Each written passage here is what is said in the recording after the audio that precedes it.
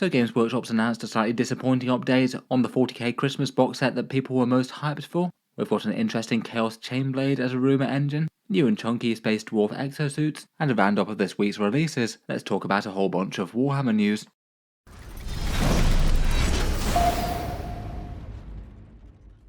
Hello and welcome back to Warspecs Tactics, where today I thought I'd do a roundup of a whole bunch of Warhammer news from over the last few days, things that didn't need a video entirely to themselves, but nonetheless I found interesting.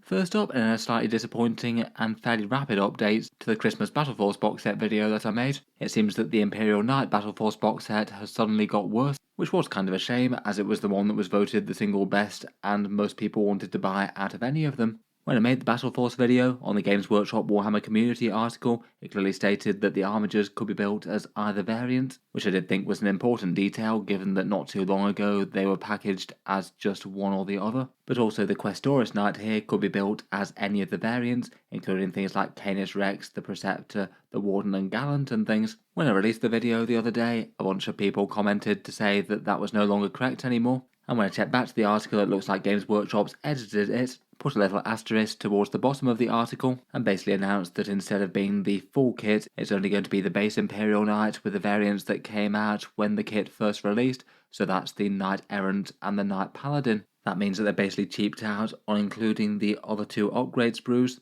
and it means that the Knights won't get the Carapace weapons that they currently get for free, so no Storm Spear pods or Icarus autocannons and things. It does mean that if you build the Knight from the box set currently with 40k's point system, it'd be strictly suboptimal unless you converted something or got bits from elsewhere. It also means you don't have the option of the Thunderstrike gauntlets that the Errant and Paladin can take, you don't get the other weapon options, and you don't get the Knight Pilot miniature that comes with Canis Rex. In my opinion, as a Knights collector, I think that's genuinely really quite a big negative overall. And it does sound like it's impacted some people's opinions of the box set, going from a buy to a let's not bother. On the theoretical discount deal that the box set gives, it is kind of weird that the extra sprues aren't there. They come in the Knight box set, and if you added up the price of the Questoris with the armigers, they do come to around about the same price as the other Battle Force box sets out there. They weren't significantly better discount or anything like that. And it does make it feel weird that they've left out a couple of very valuable sprues. I feel like by my napkin math of what they might sell for separately on the secondary market, I'd guess that out of the £110, the Knight might be something worth around about 65 to 70, and the upgrade sprues around about £20 each. All very arbitrary and based on supply and demand, of course, but it reduces the overall discount of the box set from around about a 35% down to around about 25% if you just don't include those sprues, and isn't quite as standout a deal as it was. I think it could be a genuine turn-off for people who wanted to magnetise every option, as that's one of the nicest things that you can do with the Questoris Knight kit. Basically, once you've bought one of them, you can field any variant. Though admittedly, if you just literally wanted one big stompy Imperial Knight, and either the Paladin or Errant with a Reaper Chainsword is kind of fine in your books, then it might not be such a big deal. I did notice that somebody suggested that it could be a good option if you buy that box set and then also buy another individual Knight Questoris. If you magnetise the options for that one, it means that you'd have at least a fair amount of flexible options for your first Knight and your second. You just wouldn't be able to double up on certain things. Like say for example you couldn't run both of them as Crusaders or Wardens and things, as you wouldn't have two copies of the Gatling cannon. I'd be interested to hear what you make of this one though. I feel like it'll impact the decision to get one or not a lot more for some people, more so than others. Overall, I still rate it as a fairly helpful one, and it still allows you to put around about 1,000 points of big stompy robots on the board if you want to. Though obviously it's less good than it was before, with a couple of really valuable upgrade sprues missing. Before we move on, I thought I'd just give a quick shout out to today's video sponsor in Tabletop Stronghold, makers of some sturdy MDF carry cases aimed at magnetised miniature storage, manufactured and shipped from the USA. They make one option for transporting miniatures, sturdy MDF cases that are robust enough to bear a lot of weight, and inside them they have a whole load of slotted steel trays that slot into the sides of them. The idea is that you mount the magnets provided to the bottom of your miniature's base to hold them in place and stop them rattling around in transit. There's plenty of pros and cons to all the different ways to transport models in Warhammer 40k. Magnets generally work really quite well for things that are a bit more fragile and have a lot of bits of awkward angles, as it means that you don't have to wrap them in anything. And these cases in particular do have the advantage of a fun see-through acrylic panel as the front of them, so you can actually see the miniatures while they're being transported, which you can't usually do. I've broadly seen good feedback both on the channel and on Reddit from anyone who's used these ones before. They can be a little bit heavier than some perhaps, due to the MDF construction, but they probably could be the right solution for a good number of you out there. Feel free to check them out, links in the video description in any case. They ship free to most of the world and have an end of summer sale on for a few more days, so they're currently a little bit cheaper than they would be normally. I'll cycle back to them at the end of the video just to talk about a few more of their specific offerings. Getting back to 40k news and teasers, Games Workshop dropped a rather interesting rumour engine this week. Compared with the majority of them, I feel like this one's a little bit more specific for Warhammer 40k perhaps, as it basically looks like a giant mutated chainblade, so something all very heretical indeed it would seem. You can tell it's some sort of enormous chainsword by the cable feeding into it on the right there, plus the fact that the teeth are all very even, and the ones on the top are clearly going round the blade and feeding into the ones on the bottom. They aren't just stuck out at random. And all in all, it looks like some sort of pleasing fusion of demon flesh and machine. One of the first things I thought about was potentially something like a reimagination of Mutilators, the Obliterator equivalents that did melee that were removed from the 9th edition Chaos Space Running Codex. I think due to the quality of the models that Games Workshop made for them, compared with some options that were taken away, there really wasn't too much protest about them comparatively. Given it's just a small part of a larger model though, it really could be all kinds of things. Could be something Emperor's Children, like a possessed equivalent like the World Eater's 8-bound maybe. Perhaps could be something for Chaos Knights, though to me it looks a little bit small for that. Let me know who you think this chainblade belongs to down in the comments. Another small reveal Games Workshop did the other day were a bunch of chunky new squats in Exo armour, looking all very resilient and slightly egg-shaped there. These Exo-Kyn feel like the equivalent of the Ironhear Hearthguard for the Leaguers of Votann, but for the Space Dwarves on Necromunda. Despite having their similarities, they're really quite about as different as chunky Space Dwarves in exosuits can be, I think. Very much more of a rounded and chunky mining aesthetic as opposed to the more battle armour that the Hearthguard have. Apparently these guys come armed with a mix of excavator hammers, rock saws, hydraulic drills and storm welders, plus have a couple of Techmite excavator automata hangers on. And probably the best news for people who are tempted to pick them up is their plastic and not forge weld resin, as there were a fair few people who were a bit disappointed that the mouse drain extras came in resin and are therefore really quite a lot more expensive to pick up. Miniature wise, I feel like they're going to be a little bit more niche appeal than some perhaps. Maybe those who like the Space Dwarves in slightly chunky, maybe slightly goofy exosuits. Not that that's necessarily a bad thing, of course. I guess if you really wanted to, you could probably make these work as Ironhear Hearthguard in Warhammer 40k. They might need to convert a bit of war gear to make all of them have a grenade launcher and a handheld ranged weapon of some sort. In any case, it looks like there will be 4 of them in the box by Games Workshop's preview photos of them. Looks like one of them's got his welding mask thing down. I'm not sure if all of them will be able to be fielded that way if you want to. One of them mounts an interesting bolt spitter as a backpack, and then you can see those little excavator things, one mounted on wheels and one on legs. Another reveal Games Workshop did recently were the Golden Daemon winners. I'll leave them links in the video description below if you've not already seen. I'm certainly no expert on top level showcase painting like this, but it's always a great chance just to take a look at some absolutely awesome hobby.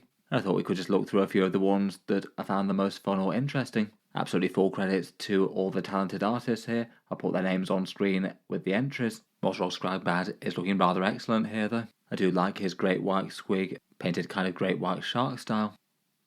Otherwise we've got this rather macabre Deathcore Krieg squad, a command squad taking gold at the unit or kill team kit. Seems like they're burying some of their former comrades there, and a 2-headed rat looks like they're having a bit of a feast on the debris. I like the backdrop with the image of the Titan stomping around and the Death Riders too.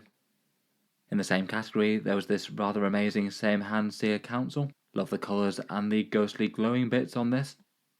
There was an utterly brutal Night Lord's Venom Crawler, wreathed in their characteristic lightning, and this one absolutely adorned in body bits and trophies. Seems like the fallen son of Sanguinius wasn't enough to stop this thing. In the heresy category, I like this Jagatai Khan, who has brought a rather awesome pet bird along for the hunt.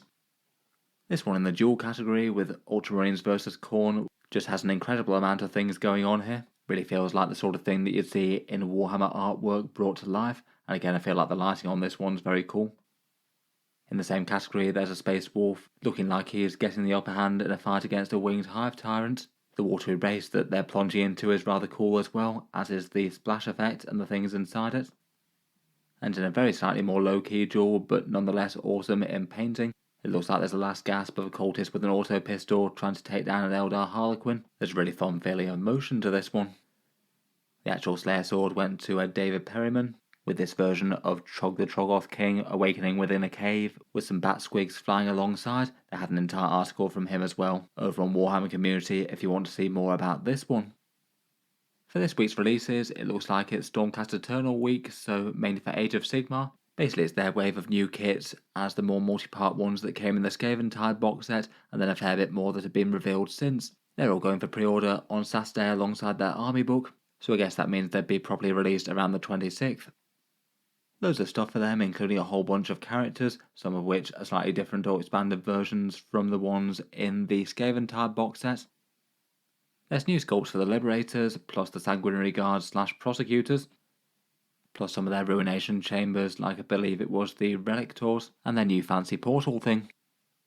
As ever, if you did want to pick any of these up at discount, I do have links to discount Warhammer retailers across the world down in the video description, usually anywhere between 10 and 20% off, so it can save a fair bit of money versus buying direct from the Warhammer web store, and supports Auspex Tactics a little bit as well.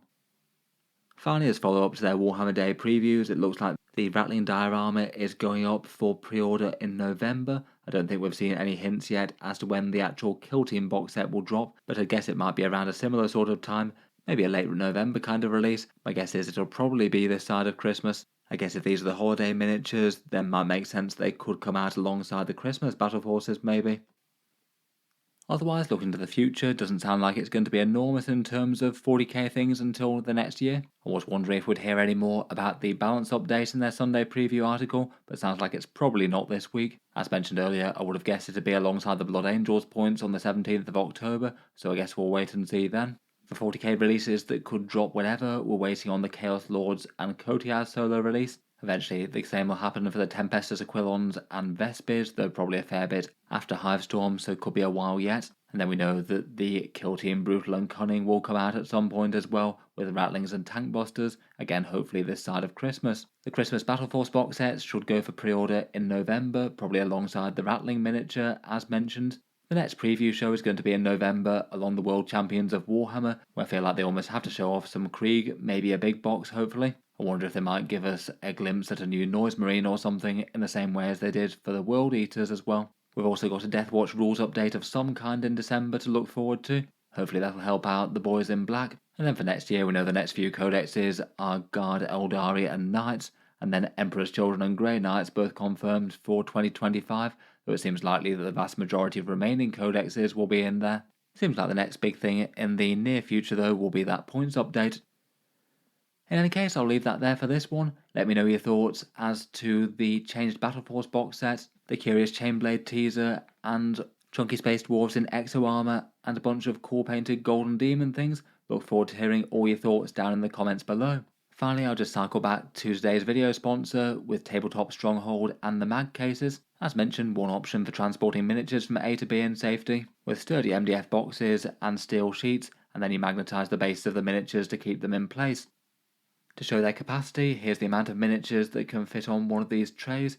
In theory, over 90 25mm bases, around about 30 odd Terminators, or can just about take 6 Knight Armigers, a fair bit of storage per level, and you can slot them in at heights that make sense for your army. For the sizes of the cases, here's the mini mag case. They're £68, $80 or €80, and that's including shipping. That's the price while they're on sale. They're normally about a third more than that. This one's the mini one, which could take a combat patrol force that can still fit a couple of big tanks if needed. Here's the more standard one, which should have a good shot at carrying a bunch of more medium-sized armies. You can see here that it's quite a tall construction. Just on the bottom level we've got 4 Knight Armigers and a big Knight, with a bunch of infantry and a vehicle making up the top levels here. The medium-sized one is £100 or $120, and I'll leave the dimensions on screen. Then there's the extra big one. This one essentially 2 of the medium ones strapped together pretty much. This one's a tiny bit more than double due to the amount of steel trays included versus the one pictured previously. They do come with quite a lot of magnets ready for putting on the bases as well. There's 420 included in this set. In any case, feel free to check them out, links down in the video description. That sale should hopefully be on for a few more days now. And of course a big thank you to them for sponsoring the video. In any case, I'll leave that there for now. Let me know all your thoughts down in the comments, and I'll certainly be back for more 40k things in the near future. Feel free to subscribe to Auspex Tactics if you'd like to see more like this. Finally, if you have been enjoying all the videos on the channel, I would just like to mention that Auspex Tactics does have a Patreon page as well, and you can find that links in the video description down below. Channel patrons do get a fair few advantages, seeing certain videos early, regular votes to see what sort of things happen next on the channel, and automatic entry into the regular prize giveaways with a chance to win some big model kits each month. If any of that sounds good to you, or you'd just like to help support, the link is down in the video description. In any case, a massive thank you for listening, and I'll hope to see you guys next time.